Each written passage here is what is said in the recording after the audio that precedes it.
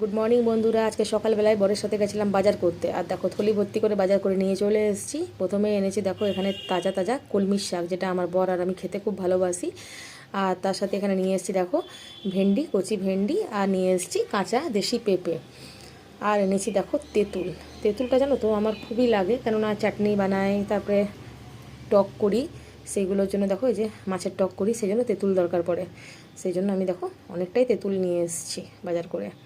আর এনেছি এখানে তোমার এই যে পটল নিয়ে এসেছি, আর এনেছি তোমার গাজর, আর এখানে এনেছি তোমার বিট, তারপর তোমার নিয়ে এসেছি শসা স্যালাদের জন্য। আর এই যে দেখো এখানে আছে নিম পাতা, কচি কচি নিম পাতা। আমার বর বাজার গেলে নিম পাতা আনবেই।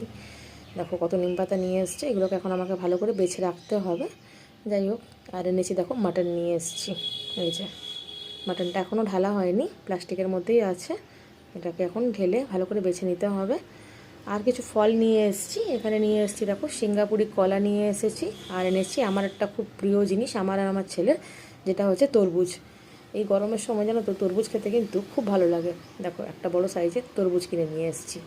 তরমুজটাকে এখন ভালো করে আমি কেটে আর তোমার ফ্রিজের মধ্যে রেখে দেবো, একটু ঠান্ডা ঠান্ডা হলে বেশ খেতে ভালো লাগে।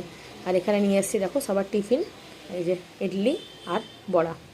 এই ছিল আজকের আমার সব সবজি বাজার, ফলের বাজার, মাংস, টিফিন। চলো বাই বাই।